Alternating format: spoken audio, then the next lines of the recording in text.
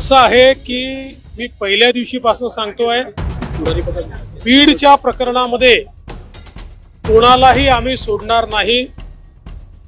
ज्याचा ज्याचा संबंध आढळेल, ज्या ज्या प्रकरणात आढळेल त्या प्रत्येकावर या ठिकाणी कारवाई करण्यात येईल। अतिशय कडक कारवाई करण्यात येईल। गुंडांचं राज्य आम्ही चालू देणार नाही।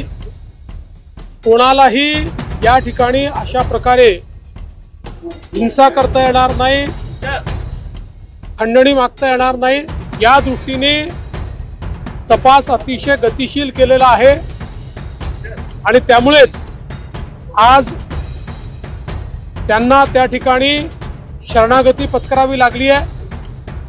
आता हत्येतले जे आरोपी फरार आहे त्यांना पकडण्याकरता देखील वेगवेगळ्या टीम्स या पूर्णपणे कामी लागलेल्या आहेत आणि कुठलाही आरोपी आम्ही त्या ठिकाणी सोडणार नाही, सगळ्यांना शोधून काढू।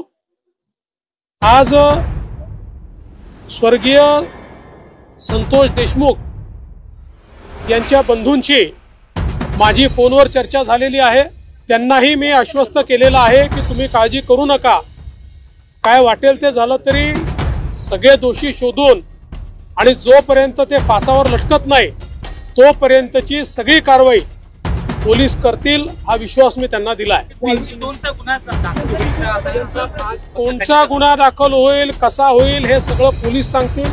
हे पोलिसांचं काम आहे। जे जे पुरावे आहेत त्याच्या आधारावर कोणाला सोडणार नाही हे मी स्पष्टपणे सांगितलेलं आहे। त्यामुळे या संदर्भात वेळोवेळी पोलीस निर्णय करतील, पोलीस ब्रीफिंग करतील।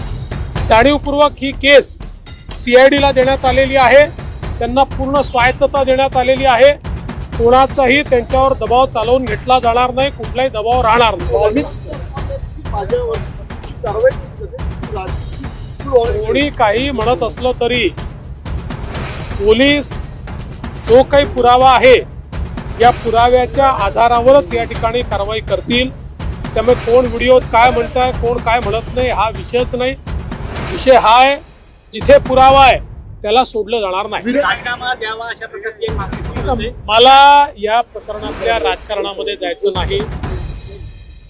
मी पहिलेपासून सांगतो, कोणाही विरुद्ध पुरावा असेल तर द्या, ज्याच्या विरुद्ध पुरावा असेल आम्ही शोधतोय, कोणाजवळ दुसऱ्याजवळ असेल त्यांनी पण द्यावा।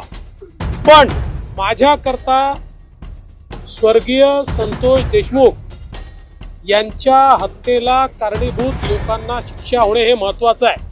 काही लोकांना केवळ राजकारण महत्त्वाचं आहे, त्यांचं राजकारण त्यांना लखलाप, त्यांच्या राजकारणाने मला वाटत नाही की काही फार त्याच्यात काही फायदा होईल। त्यामुळे मला कुठल्याही राजकीय वक्तव्यामध्ये जायचं नाही, त्याचं समर्थनही करायचं नाही, त्याचा विरोधही करायचा नाही।